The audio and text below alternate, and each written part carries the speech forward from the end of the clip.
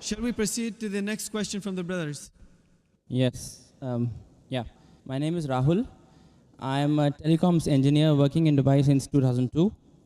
I want to ask a few questions. Coming from my background, I think religion is something that following that, you're saved from having problems in your life. Yeah. My first question is, I recently read a report by a doctor saying that because of marriages in first cousins in Islam, it leads to a higher probability of the fetuses being born as handicaps. Yeah, it increases the probability of the babies born without hands or without legs. So if it was something that could potentially cause harm, it should not have been allowed in Islam. Another point I would like to add to the same question is, recently I suffered a little bit of a BP, and I went to the doctor, and the first thing he said to me is that stop eating red meat, which is again allowed in Islam. So I would think that if these things could be harmful to the human body, these should not have been allowed by who has created us. So if you can clarify me on that. The brothers asked two questions. The first question that is talking about consanguineous marriages. Consanguineous marriages means marriage between close relatives. In English, it's called as consanguineous marriages. And in consanguineous marriages, medical science tells us today, there are high chances of genetic problems.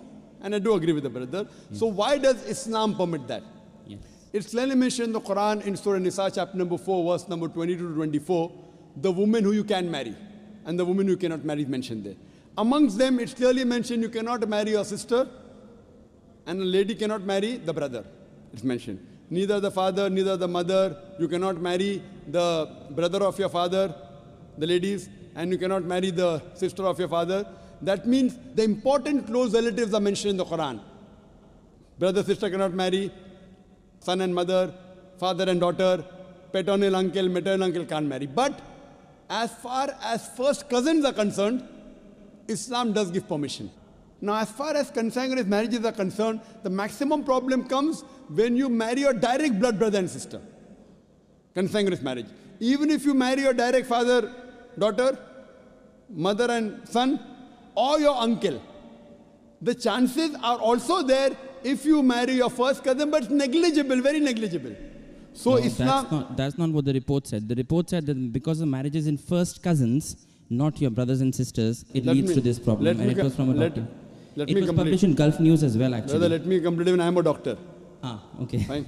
Even I am a medical doctor. Yeah. It means medical doctor with that doctor. Yeah. The chances in direct relatives are very high. Yeah. If a sister and brother marry, the chances are very high. Yeah. If a father and daughter are very high. You have read only one report, you haven't read the other report. Yeah. So you only read Gulf News, I read medical books. So Gulf News is better or medical books is, brother? Right, so your point is marrying in first cousins, the chances of getting problem is negligible. As compared to brother and sister. As compared to. Yes, compared to. But still there is a... Brother, will you let me complete my answer? Or? Sorry, yeah, please. So you have more faith in Gulf News? No, not really. I'm here to find the truth. That's right.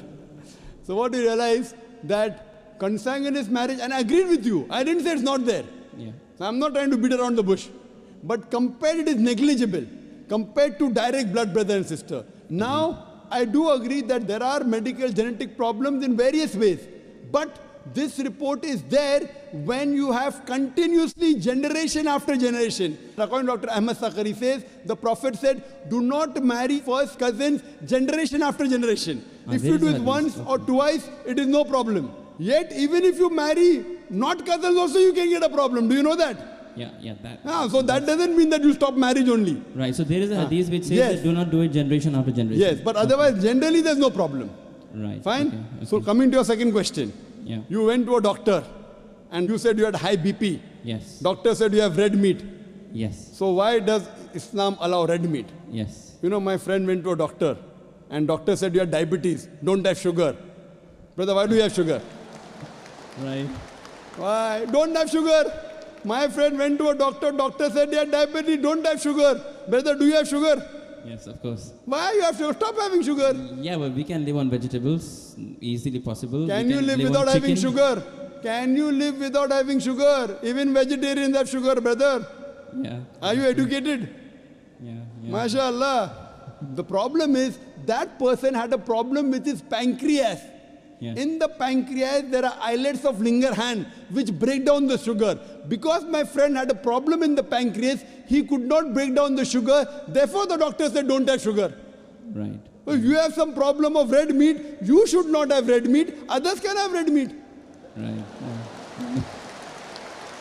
The Quran says, a general statement, Quran says, eat what is halal and tayyib for you. There's a verse in the Quran, eat what is halal and tayyib for you. For a person suffering from diabetes, sugar is not tayyib. So according to the Quran, a person having diabetes should have less sugar.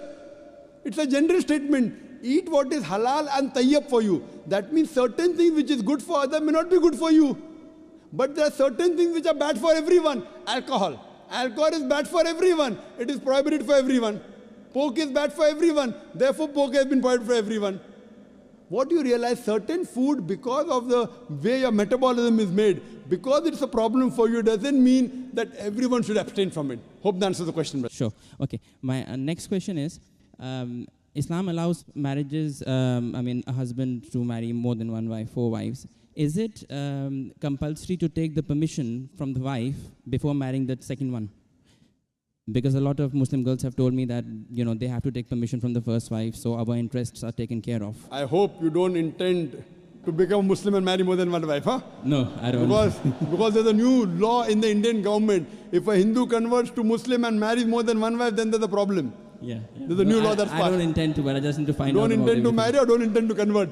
I won't answer that now. There was the question that is it compulsory that a husband should take the permission of his first wife before he marries the second wife? As a general rule, because it is mentioned in the Quran that a man can have more than one wife, it is not required for a man to take the permission of first wife, but it is preferably takes permission or at least informs her. Okay. As far as permission, certain conditions become compulsory. During a nikah, during a marital contract, a man or a woman, before they get married, they can put any conditions which are permitted. If the woman puts a condition in the nikah nama that my husband will not take a second wife as long as I live, because marrying more than one wife is optional.